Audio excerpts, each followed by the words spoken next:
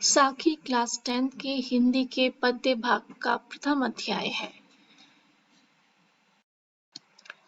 साखी साखी कबीरदास जी द्वारा कहे गए दोहा छंद हैं, जिन्हें उनके शिष्यों ने लिखित रूप में संकलित कर लिया था।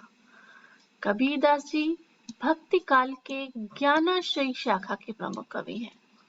इनका जन्म सन 1398 में काशी में और मृत्यु सन 1495 में हुई थी। प्रसिद्ध वैष्णव संत स्वामी रामानंद इनके गुरु थे। इन्हें कुछ लोग सूफी संत शेख तकी का शिष्य भी मानते हैं। कबीरदास जी पढ़े लिखे नहीं थे। इनकी वाणी का संग्रह बीजक नाम से प्रसिद्ध है। बीजक के 3 भाग हैं, साखी, सबद, रमैनी। कबीरदास जी की भाषा में विभिन्न प्रांतीय भाषाओं के शब्द मिलते हैं, इसलिए इनकी भाषा को पंचमेल खिचड़ी भाषा भी कहा जाता है। इनकी भाषा को सधुक्कड़ी भाषा भी कहा जाता है। इनके पदों और साखियों में समाज सुधारक का निर्भीक स्वर सुनाई पड़ता है। मूर्ति पूजा, कर्मकांड तथा भारी आडंबरों का इन्होंने खुलकर विरोध किया। हिंदू मुस्लिम एकता का नारा भी बुलंद किया। साखी संस्कृत में साक्षी का तद्भव रूप है, जिसका अर्थ है साक्षात्कार करने वाला। कबीरदास जी ने साखी में अपने साक्षात अनुभवों का वर्णन किया है।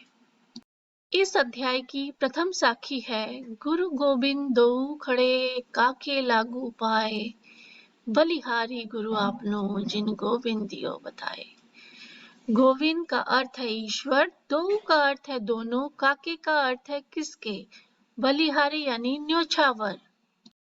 कबीरदास जी कहते हैं कि गुरु और ईश्वर दोनों ही उनके समक्ष खड़े हैं, वो किसके चरण पहले स्पर्श करें।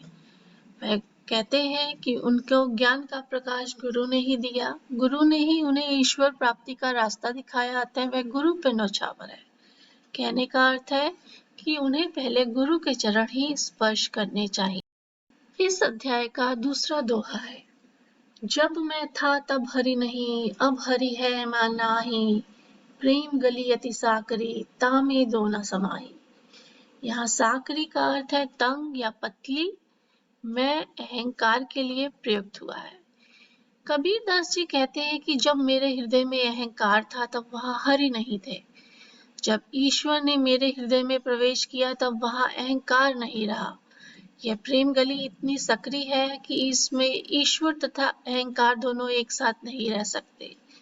कहने का अर्थ है कि ईश्वर की प्राप्ति के लिए अहंकार का त्याग करना आवश्यक है। ईश्वर तभी प्राप्त होते हैं जब अहंकार का त्याग कर दिया जाता है, यानी कि अहंकार ईश्वर प्राप्ति के मार्ग में सबसे बड़ी बाधा है। इस अध्याय की तीसरी साखी है, काकर पाथर जोरी के मस्जिद लई बनाए, ता चढ़ी मुल्ला बांग दे, क्या बहरा हुआ खुदाए। यह कांकर कंकड़ के लिए, पाथर पत्थर के लिए, जोरी के यानी जोड़ के इकट्ठा करके के अर्थ में प्रयुक्त हुआ है। इस साखी में कबीरदास जी ने ईश्वर प्राप्ति के लिए किए जाने वाले बाह्य आडंबरों पर कड़ा प्रहार किया है। कबीरदास जी कहते हैं कि कंकड़ पत्थर जोड़कर मस्जिद बनाकर और उस पर चढ़कर अजान देने से ईश्वर नहीं सुनता है। क्या खुदा बहरा है जो इस प्रकार चिल्लाना पड़ता है। अर्थात ईश्वर प्राप्ति के लिए निरर्थक आडंबर करने की आवश्यकता नहीं है। ईश्वर तो कण कण में बसता है, वह तो अंतर्यामी है, स्मरण करने मात्र से ही ईश्वर सब समझ जाते हैं। इस अध्याय का चौथा दोहा है, पाहन पूजे हरि मिले, तो मैं पूजू पहाड़, ताते ये चाकी भली, पीस खाए संसार। पाहन का अर्थ है पत्थर, पहाड़ यानी पहाड़, चाकी यानी चक्की।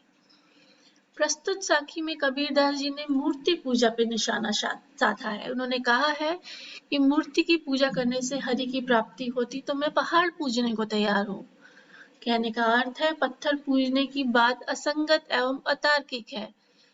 कबीरदास जी के अनुसार इससे अधिक प्रशंसनीय तो चक्की है, जिससे पीसे गए अनाज से सारे संसार की भूख मिटती है। कबीरदास जी कहना चाहते हैं कि पत्थर को पूजने से हरि नहीं मिलते। इस अध्याय का अंतिम दोहा है, सब धरती कागज करो, लेखनी सब बन राय, सात समंद की मसी करो, गुरु गुण लिखा न जाए।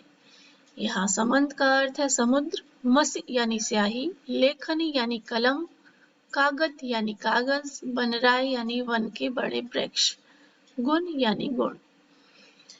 इस दोहे में, इस साखी में कबीरदास जी गुरु की महिमा और गुणों का बखान कर रहे हैं।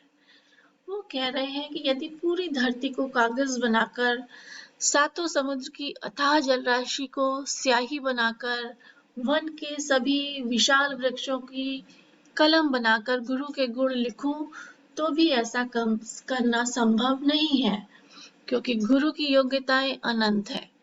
गुरु जो ज्ञान रूपी प्रकाश से जीवन के अंधकार को दूर करता है, उसकी महिमा का बखान करने में ये सभी साधन भी सीमित पड़ जाएंगे, क्योंकि गुरु की महिमा असीम है।